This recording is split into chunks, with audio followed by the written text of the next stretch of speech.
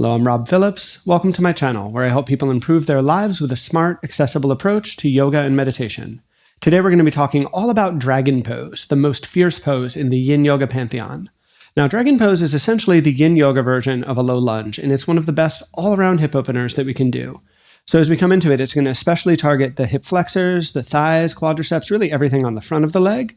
But depending on how we approach it or what variation we're going to do, we can also target the outer hips, hamstrings, and all of that. So really all-around hip pose, and one that I include often in my sequences.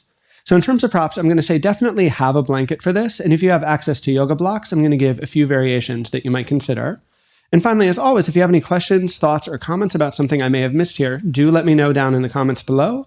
And if you enjoyed this video, consider giving me a like and consider subscribing to my channel for more Yin Yoga tutorials and more full Yin Yoga practices as well. But otherwise, let's go ahead and begin here. So when you're ready to set up for your dragon pose, I'm going to recommend grabbing a hold of a blanket here and fold it up kind of medium thickness, something like this. If you don't happen to have a blanket, you can use a cushion or really anything. The main purpose of this is it's going to pad our knees. I recommend setting it up maybe 3/4 from the back of the mat, not all the way back, not all the way in the middle. You want to have a little bit of space with which to work. So as I said in the introduction, this is a lunging pose. So you're going to want to pad the back knee. So why don't we start with our right foot forwards. So as you step your right foot forward, somewhere in between the hands, kind of the first thing to consider here is the length of your stride. In general, the longer your stride is, the more you're going to feel the effects of the pose. So as you go longer here, you'll notice my pelvis starts to drop to the floor. As the pelvis drops to the floor, that's creating some length onto the front of the left thigh. For some bodies, and I include myself in this category, you might also feel a bit of release happening on your outer right hip, onto your right hamstring. Now, I'm demoing this with my hands on the floor. You could absolutely do this with blocks. So this is kind of your standard dragon. My hands are on either side. And so once I've regulated my stride, I want to notice if I feel sensation in my back kneecap. If you happen to feel a little bit of pressure there, you might benefit from and appreciate kind of scooting a little bit forward so you're no longer resting that weight there. Keep in mind, you can fold up your blanket thicker if you'd like. You can also slide a blanket under the top of that back foot if that feels a little more comfortable, feels a little more accessible for you. So from this kind of simple, classic dragon, we might call this, once we're in it, we let ourselves more or less relax. Now I say more or less, especially when it comes to dragon pose, because more so than most Yin Yoga poses, there's a bit of effort required here. Now the key is you only want to work as much as is necessary to support the body. You still want to emphasize that relaxation. You still want to emphasize letting go here. So from this basic dragon, let's look at a few simple variations that we might consider. So probably the simplest one that we can come into from here is inside dragon. To do that, all I would do is take my right hand onto the inside edge of my right foot. And so with the hands inside, this opens up the possibility to drop the chest lower. So if you can't get all the way down to the floor, I can, but this is probably not a place I would like to hang out. That can be a place where you might want to use blocks. So I'm going to grab my blocks and show what that might look like. So if you can't make it all the way down to the floor, you can set up on a block or two here.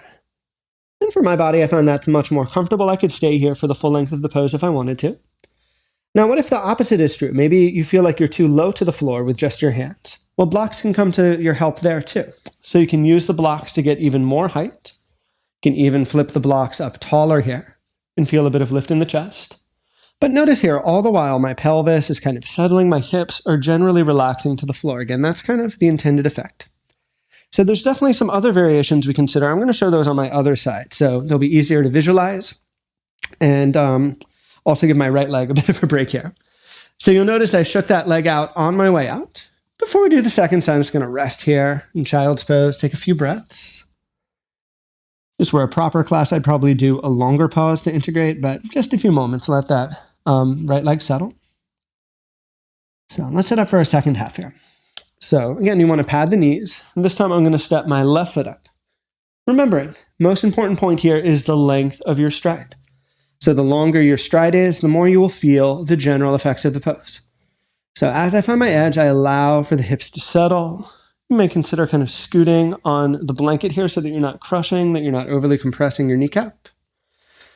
So kind of moving in the other direction from that low dragon is a high dragon. So I kind of demoed that before, but I'm going to go a little further here with my blocks. So for high dragon, you could back the blocks up by the hips and notice now my spine is much more vertical. With the spine more vertical, that will generally create even more downforce. It tends to be kind of a stronger pose. You could also do this with your hands on the thigh. But again, the key here is it's not like a normal low crescent lunge where I might take my arms overhead. I'm still generally relaxing. I'm still generally settling here. So from here, I'm going to take my hands down and show you another variation. So what about what we call winged dragon? So winged dragon is essentially a variation of that low dragon. So I'm going to take my left hand inside. So for winged dragon, you might heel toe that left foot a little bit wider. I like to flex the foot so that I don't end up rolling my ankle. And then I let that left knee wing off to the side. This can really help to target the outer edge of the left hip. It becomes almost like kind of a harder, stronger version of like a pigeon pose. You can do this with straight arms. You can do this on elbows on the floor, very much like a lizard pose that you might see in other yoga practices. This is true for really all of these variations, but especially here, you want to be careful that you feel nothing in the knee, especially when you're in this kind of like rolled out position. You don't want to torque it. And so from here, I'm going to lift up. I'm going to lower the left foot down. Let it release. Let it shake out. So that's just a few variations. Those are the ones that I teach most commonly. Those are the ones you'll see most commonly. Now, hopefully as you get more familiar with the pose, these other options will start to make sense. The other variations will kind of show themselves. So when a teacher offers it to you, or if I offer it to you, you'll kind of know what's going on. Final point I just want to put out there is, what if dragon pose is just not in the cards for you? What if the sensations are too extreme? In that case, the full modification would be to lie down on your back.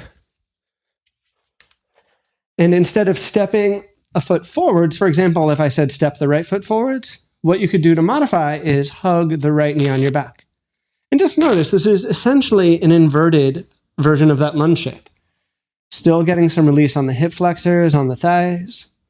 And so if you ever come into dragon and it doesn't feel right, this is where I'd recommend you go. So that's my introduction and exploration of dragon pose. And of course, if there's anything I missed or anything you have a question about, absolutely let me know in the comments down below. Again, if you enjoyed this video, please be sure to give me a like and consider subscribing to my channel if you want to see more tutorials and more full Yin Yoga practices each and every week.